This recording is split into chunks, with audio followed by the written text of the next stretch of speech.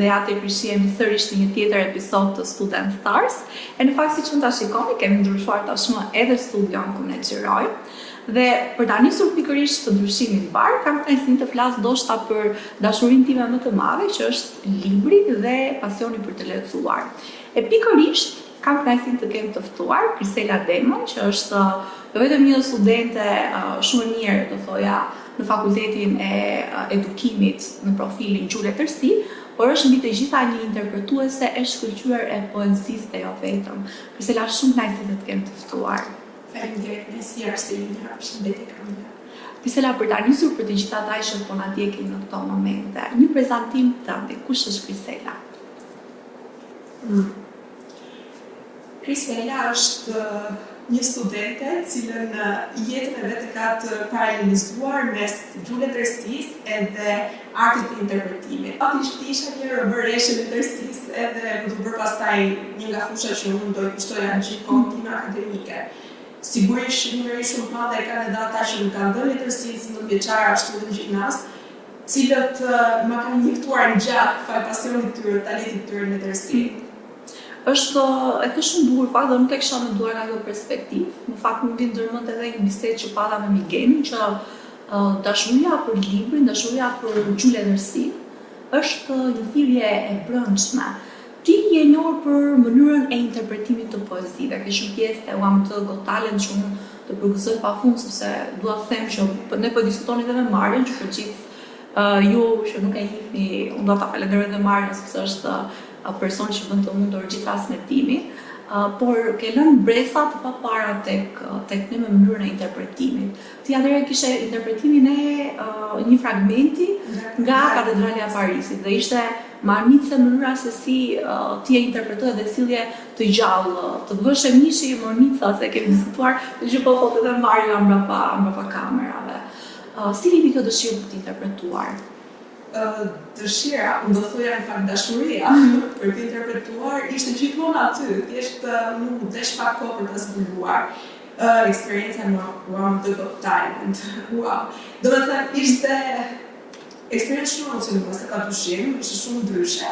Edhe të imagjinosh shumë, po dridheshe nga emocionet, do të thënë gati sa s'po mbitet fikët, edhe u mundoha që këto emocione ti përmblidhja, ishin emocione shumë bukura, pa dyshim, u mundoha që ti përmblidhja për t'i katapultuar pastaj edhe në sallë të ata që kishin ardhur, jo vetëm për t'na gjykuar, po edhe për të shijuar interpretimin. Filmin nga këto, madje e kam marrë vesh pasi mbaroi Got Talenti, ishte edhe i madh, që ishte hera e parë që shtëpisë time ishin duke qarë, do të thënë, ai ishte këtu. Ishte interpretim shumë i gjallë, Dhe realisht unë çuditem me mënyrën se si ti thua që kisha emocione, sepse duheshe kaq e sigurt në ato që ishe duke bërë dhe emocionet që ti përcjellje ishin, domethënë të krijonin në mënyrë skenike, pikërisht atë pamje që ti dhe ato emocione që ti doje të interpretoje. Për të kaluar tek pjesa e përzierjes së profilit tënd akademik, pse zgjodhe pikërisht Gjule Tërsi? Sepse unë kam shumë të nevojshme të dëgjoj, kam shumë të nevojshme të shpreh mendimin. Sado që unë në shkencat eksakte i kam pasur gjithmonë shumë për zemër, i mendoja shumë të zyrta, shumë ngri për mua. Me pak fjalë kam je natyrë kreative. Në fakt, Gjule Tërsia ka qenë, do ta them, edhe për mua në një farë momenti, një profil studimi që doja ta zgjidhja. Kam një formë vendese, por mendoj që mënyra se si universiteti jonë suporton shfaqjen e talenteve me organizimin e aktiviteteve të tilla si UAMT Got Talent apo edhe me organizimin ju kishit për shembull Fakulteti i Edukimit organizoi ditën kombëtare të poezisë, mos gaboj që sa më korrekte, ku ishte një shfaqje shumë e bukur e interpretimeve të poezive, të këngëve, që ishte fantastike. Dhe aty kishte një interpretim tjetër shumë të bukur që unë të përgëzoj përsëri. Duke nisur nga kjo perspektivë, kur flasim për Gjule Tërsi, nuk mund të rrim pa përmendur faktin që sa e lidhur dhe atashuar është pikërisht ky profil, po edhe ky sesion do ta quaja unë studimi me libri. Si e shikon librin sot, librin në raportin libër student teknologji?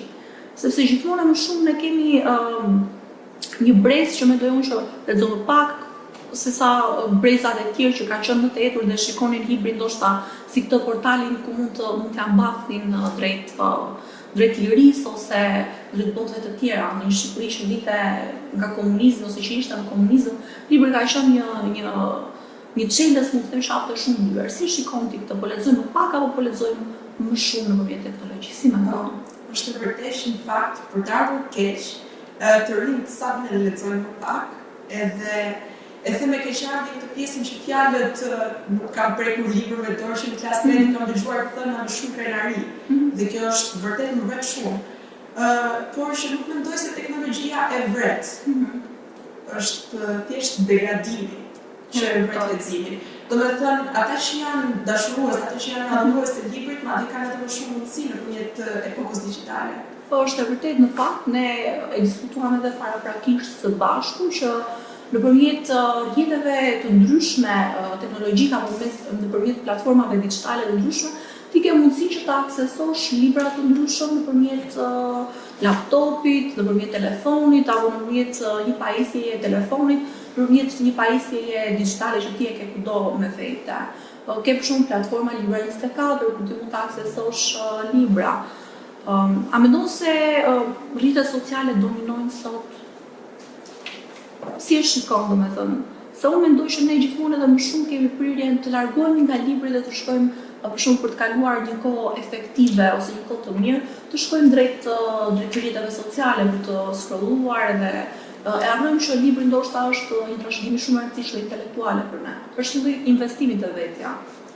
Është vërtet kjo që thua, edhe madje jam shumë pro libri digital, edhe platformave digjitale për të lexuar, pasi në momentin që ti e zën apo ke një punë dorë, ke diçka në dorë, ke mundësi që në një 5 minutë për ata që vërtet adhurojnë librin, kanë mundësi të lexojnë diçka. Apo janë edhe platformat pastaj audiobook që edhe në momentin që je tepër i zën, ndërkohë veshët e tu po shfletohet një libër. Por që përveç kësaj unë jam gjithmonë pro librit tradicional. Është do ngjaj pak jo e bukur, por ajo aroma e librit, ajo zhurma e shfletimit të faqeve të jep vërtet nostalgji. Edhe më kujtohet, tani që mendoj është kjo, më kujtohet në gjimnaz një profesor historie na bëri një pyetje gjithëve si klasë, keni dashuruar ndonjëherë ndonjë libër? Edhe ne si adoleshentë morëm me qeshur, nuk është se morëm seriozisht, po pastaj kur e mendon, është vërtet na ka ndodhur që edhe ta përqafojmë librin, edhe ti marrim verë, domethënë ajo era bojës së tharë në fletë, ajo zhurma që të kënaq veshin. Unë jam gjithmonë për libri tradicional. Libri është Orhan Pamuk ka një shprehje të tillë që thotë lexova një libër një herë dhe gjithë jeta ime ndryshoi aty. Dhe është vërtet kush ka lexuar libër është një lloj varësie që ti dëshiron të lexosh, sepse është një mënyrë sash që ti zbulon botës të reja. Është vërtet kjo, pavarësisht avancimit të teknologjisë, pavarësisht përparimit dhe zhvillimeve në teknologji, libri fizik mbetet thash një trashëgimi intelektuale shumë e vërtetë. Është pikërisht rimëshërimi një magje të vogël, do thoja unë. Është vërtet e bukur. Si është libri jot i preferuar, Marcela? I huaj. Albert Camus. Po. Unë të huajin e kam lexuar për herë të parë në gjimnaz, atëherë kur kishim edhe program mature, edhe në fakt atëherë asë kohë unë mërsojnë e mendoja një dru të shtrëmbër nga rrymës, po pastaj e kam lexuar edhe një herë të dytë, tani që kishim po prapë në program, edhe po bëj një paralelisëm mes jetës së mërsojnë dhe jetës së Camus. Edhe mendoja që po prit se ky mërsojnë nuk qenë ka vetëm një dru i shtrëmbër, është ajo pjesa që Camus na mëson se si absurdja në kokën e të tjerëve, në kokën e turmës, bëhet absurde për faktin që është absurde brenda kokës tonë. Edhe kjo është ajo që më pëlqen. Është një dualizim, edhe për vetë faktin se Camus ka pasur një mosmarrëveshje me të ëmën, edhe e shpreh edhe te vdekja e ëmës që mërsoi nuk qanë, edhe në fund të mërsoi nuk është se dënojnë për vrasjen e algjerianëve. Mërsojnë e dënojnë është një absurditet real, do thoja. Edhe është vërtet një ndër veprat më të bukura të shkruara. Në fakt, tani që bëra aty këtë pyetje, nuk e di cili ka qenë libri im i preferuar, do isha shumë të vështirë të përzgjidhja një libër të preferuar. Po një gjë mund të them me shumë bindje, që letërsia shqiptare, letërsia e huaj ka pafund xherajere për të zbuluar dhe është një mënyrë shumë e mirë të nxiten të rinjt apo edhe persona të tjerë për të lexuar. Ka një libër që do të ta shkruaje vetë, dhe çfarë libri do ishte? Do ishte libër autobiografik. Edhe në plot gojë them që do të titulloja Ngjyrë gjendje. Pse pikërisht të titull? Do kishte të bënte pikërisht me gjithë jetën time, gjithë jetën e jetës time, si u rrita, ku rrita, si ndryshoi jeta ime mbas shpërngulljeve që kam mësuar, edhe pikërisht këto ngjyrat edhe këto gjendjet emocionale që kam mësuar gjatë këtyre 21 viteve, ma kanë bërë jetën shumë herë më të bukur. Është në fakt edhe unë tani që mendoj, pikërisht një të zgjedhje do bëja, një autobiografi, do ishte interesante. Do është ajo autobiografi tipike, sepse ne brez jon të themi që jemi një brez që kanë shpirt revoltën, po ndoshta duke devijuar pak nga ajo tradicionale dhe duke shkruar vetëm fragmente ose mendime që do të shikoja interesante për t'i ndarë me lexuesit. E në fakt për t'u orientuar pikërisht tek teknologjia dhe libri, ne diskutuam dhe pak më parë, kishim shembullin e Hollandës e cila nga një projekt pilot për digitalizimin e shkollave, shkojnë pikërisht drejt, tani kanë ndryshuar të qasjen e tyre dhe po shkojnë pikërisht drejt librit edhe mësimit tradicional. Çfarë është një mesazh përveç faktit që të rinjt duhet të lexojnë dhe të kenë dëshirën për të pasur librin apo pasionin e tyre për librin më afër ose ta kenë prioritet. Çfarë është një mesazh ti ke për të gjithë studentët apo të gjithë shikuesit që na ndjekin në këtë moment të Stella? Përpos faktit që do ju sugjeroja të lexonin sa më shumë, sepse unë mendoj se një libër është një botë. Edhe duke lexuar ti e kupton më mirë, ti më mirë veten tënde dhe në një farë mënyrë rritesh. Përpos kësaj unë do thoja që ndiqni pasionet tuaja. Asnjëherë nuk është vonë që ti ndiqni ato, ti përforconi. Të falenderoj shumë dhe ishte vërtet kënaqësi të kisha të ftuar. Mund të them që ne jemi takuar gjithsej 3 herë në Kriselën. Ka qenë takimi që ne kemi filluar përpara xhirimeve dhe dyert tjera ku unë kam qenë një spektatore e magjisë që ti bësh në skenë. Dhe të falenderoj sepse je vërtet unike. Ishte kënaqësi Stella. Edhe të pres në episode të tjera të Student Stars. Në rregull, së bashku do shihemi në episode të tjera të Student Stars, e ndërkohë edhe unë kam detyrën si pjesë e traditës së këtij podcasti të jap një mesazh për të gjithë ju që po na ndiqni në këto momente. Në fakt, mendoj që mesazhi që do të ndaja sot është pikërisht lidhur me këtë pasionin për librin.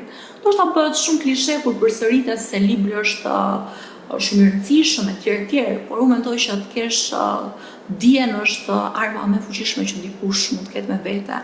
Kështu që nuk ka rëndësi nëse merrni nëpërmjet librit fizik apo librit digital, mjafton që të keni dëshirën për të lexuar. Dhe unë Kamila Sidolli, shihemi në episode të tjera të Student Stars.